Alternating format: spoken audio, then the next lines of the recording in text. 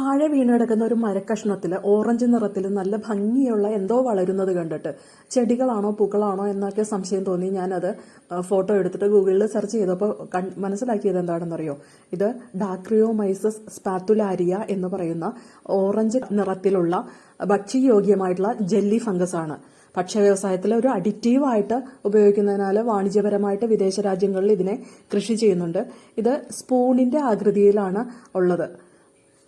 മരങ്ങളിലാണ് സാധാരണയായിട്ട് വളരുന്നത്. ഇത് നേരിട്ട് കാണാൻ നല്ല ഭംഗിയുണ്ട് കേട്ടോ. നല്ല ഡാർക്ക് ഓറഞ്ച് കളറാണ്. ഇത് വീഡിയോ എടുത്തപ്പോൾ ഇത്രയും കളറൊക്കെ കിട്ടിയുള്ളൂ. ഇതിന്റെ തലഭാഗം ഉണ്ടല്ലോ, അത് സ്പൂൺ ഷേപ്പിലാണ് കേട്ടോ ഇരിക്കുന്നത്. പക്ഷെ നമ്മുടെ നാട്ടിൽ ഇതാരും ഭക്ഷ്യയോഗ്യമായിട്ടുള്ള ഒരു വസ്തുവാണെന്ന് മനസ്സിലാക്കിയിട്ടില്ല. ആരും അത് ഉപയോഗിക്കാറുമില്ല കേട്ടോ. ഈ വീഡിയോ കണ്ടിട്ട് നിങ്ങൾ ആരും ഇത് ഭക്ഷ്യയോഗ്യമായ വസ്തുവാണെന്ന് പറഞ്ഞ് കഴിക്കാനോ അല്ലെങ്കിൽ കറികൾ ഉണ്ടാക്കാനോ ആയിട്ട് ഒന്നും ഉപയോഗിക്കരുത്. കാരണം ഇതിനെക്കുറിച്ച് വ്യക്തമായ അറിവ് എനിക്കില്ല.